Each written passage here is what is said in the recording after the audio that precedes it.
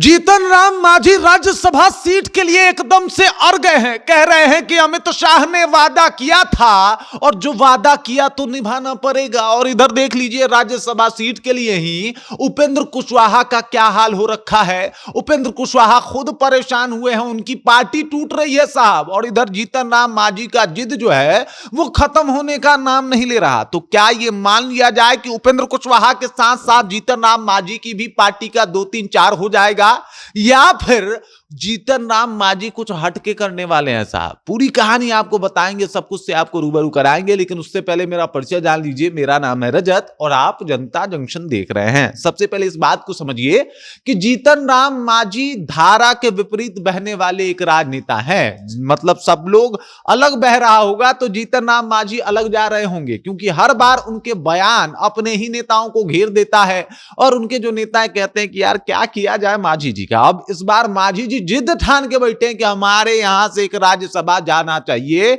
और हम कुछ नहीं जानते, हम कुछ सुनबे नहीं करेंगे। और इधर उन्होंने कहा कि अमित शाह ने वादा किया था भाई, मतलब पब्लिकली अमित शाह का नाम वो ले आए मीडिया में और कह रहे हैं कि अमित शाह ने वादा किया था कि वो राज्यसभा में हमको भेजेंगे और अब उनको राज्यसभा में हमें भेजना होगा। दरअसल 2026 में 5 सीटों के ऊपर राज्यसभा का चुनाव होने वाला है और यह मुमकिन माना जा रहा है कि वो 5 की 5 सीटें एनडीए के खाते में ही जाएगी। लेकिन सवाल ये बड़ा उठता हुआ दिखाई दे रहा है कि 2 सीट चलो भाजपा के खाते में, 2 सीट जेडीयू के खाते में, तो एक जो सिटवा है वो चिराग पासवान के खाते में जाएगा या जीतन राम मांझी के खाते में। क्योंकि उपेंद्र कुशवाहा भी लगे हुए थे कि भाई हमको जो है वो मंत्री भी चाहिए, हमको एक अपना बेटा को एमएलसी भी बनाना है, राज्यसभा में तो हम रहबे करेंगे। और अब स्थिति ये है कि उनके 3 विधायक भाजपा के साथ जाके पार्टी वार्टी कर रहे हैं, तो मतलब उनकी हालत खस्ती हो गई है और माना यह जा रहा है कि उनकी पार्टी कभी भी टूट सकती है। और अब स्थिति देख लीजिए, मांझी जी जो है बिल्कुल उसी तरीके से जिद ठान के बैठे हैं कि चाहे कुछ भी हो जाए, एक राज्यसभा तो हमको चाहिए ही चाहिए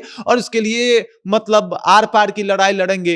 इससे पहले भी उन्होंने कह दिया था अपने बेटे से कि साहब कुर्सी का मोह छोड़ दो, हमने अपनी बातें और अपनी चीजें खुद बनाई है और इस वजह से हम आज यहां पे पहुंचे हैं। तो कुर्सी का मोह छोड़ दो, राज्यसभा मिलेगा तो मिलेगा, नहीं तो सब छोड़ देंगे हम। तो सवाल यह भी उठ रहा था कि क्या मांझी जी जो है वो मतलब केंद्रीय मंत्री हैं, केंद्रीय मंत्री पद से भी इस्तीफा दे देंगे क्या। लेकिन बाद में उन्होंने अभी मोदी जी को शुक्रिया भी कहा है कि भाई हम धन्यवाद देते हैं कि उन्होंने एक सांसद होने के बावजूद भी मुझे जो है वो मंत्रिमंडल में शामिल किया, केंद्रीय मंत्री का दर्जा दिया और ये सब कुछ जो है वो हमारे खाते में आया।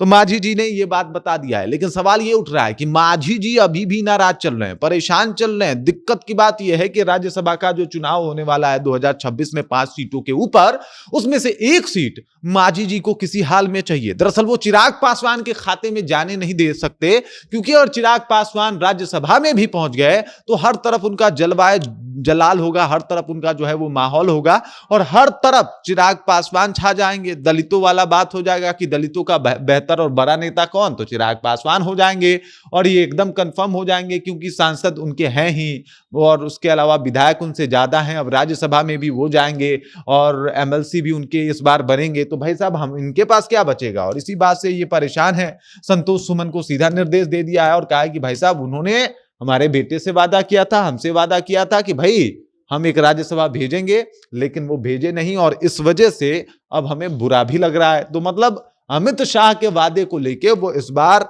मीडिया में पहुंच चुके हैं और याद दिला रहे हैं कि आपने वादा किया था, आपको करना पड़ेगा। लेकिन भाजपा के साथ एक दिक्कत है, भाजपा अगर चुनाव जीत जाए तो उसके ऊपर दबाव बनाने की गुस्ताखी कतई मत कीजिएगा, क्योंकि उस वक्त अगर आप भाजपा पे दबाव बना रहे हैं तो मुकेश सहनी का हाल याद कीजिए, अभी उपेंद्र कुशवाहा के साथ जो हो रहा है वो याद कीजिए। उपेंद्र कुशवाहा ने भी खूब दबाव बनाया था, कहा कि भाई हम बताएंगे कहां कहां से हमारे उम्मीदवार चुनाव लड़ेंगे और उस हिसाब से भाजपा ने टिकट थमा भी दिया था। उसके बाद अभी मांझी जी लगातार जीत करके बैठे राज्यसभा का। इनके साथ कौन सा खेल हो सकता है इसका अंदाजा शायद बहुतों को नहीं होगा। बाकी इस खबर, इस जानकारी को लेकर आप क्या सोचते हैं, आपके जहन में क्या कुछ चल रहा है, कृपया कमेंट कीजिए और अपना विचार हम तक पहुंचा दीजिए। बाकी आप देख रहे हैं जनता जंक्शन और मेरा नाम रजत है।